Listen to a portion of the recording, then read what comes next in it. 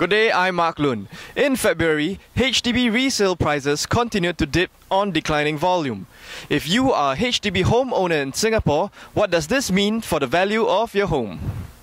On today's show, we review the HDB numbers and discuss which HDB estates have been affected most by the cooling measures. In addition, we consult the PropNex CEO to get his thoughts on the market. Next on XTV with your host, Mark Lun. On today's show, we review February's HDB numbers and review which HDB estates have lost millions of dollars in value due to the cooling measures. According to the Singapore Real Estate Exchange (SRX), HDB resale prices dipped slightly on declining volume. HDB resale prices dropped by 0.6% in February 2015 compared to January 2015. Year-on-year, prices have dropped 5.7% from February 2014. Prices have declined 10.2% since the peak in April 2013. According to HDB resale data compiled by SRX Property, 1,148 HDB resale flats were sold in February 2015, an 8.5% decrease from 1,255 transacted units in January 2015.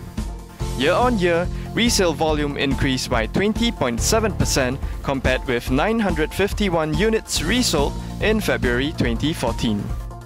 Resale volume is down 68.5% compared to its peak of 3,649 units in May of 2010.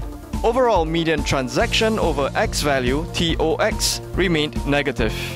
Overall median TOX was negative 4,000 in February 2015. For those of you who want to find out how much your HDB is worth, please visit us and calculate your X value at srx.com.sg/sale. Let's find out which HDB towns in Singapore have been hit hardest by the cooling measures.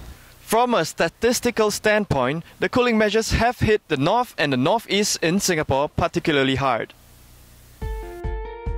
Sengkang, Punggol, and Sembawang have the highest percentage of resale flats in the red of all HDB estates. If residents in these estates were to sell at today's X value, about 42 to 50% would have to sell at a loss, and the total loss for these three estates would amount to 338 million.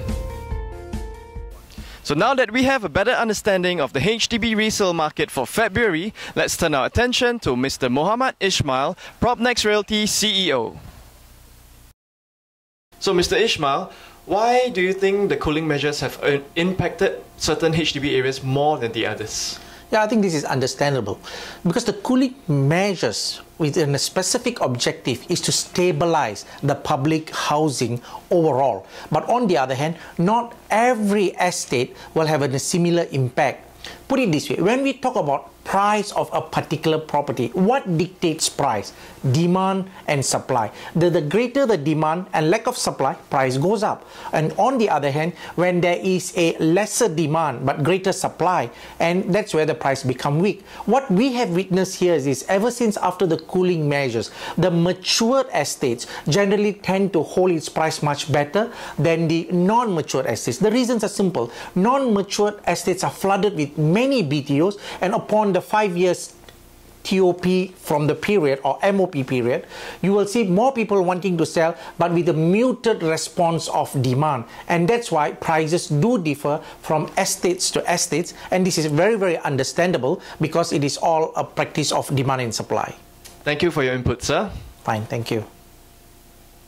And that concludes today's analysis on the HDB resale market. Thank you for watching XTV. Tune in next week for a monthly private property report. This is Mark Lun, and on behalf of SRX Property, have a good day.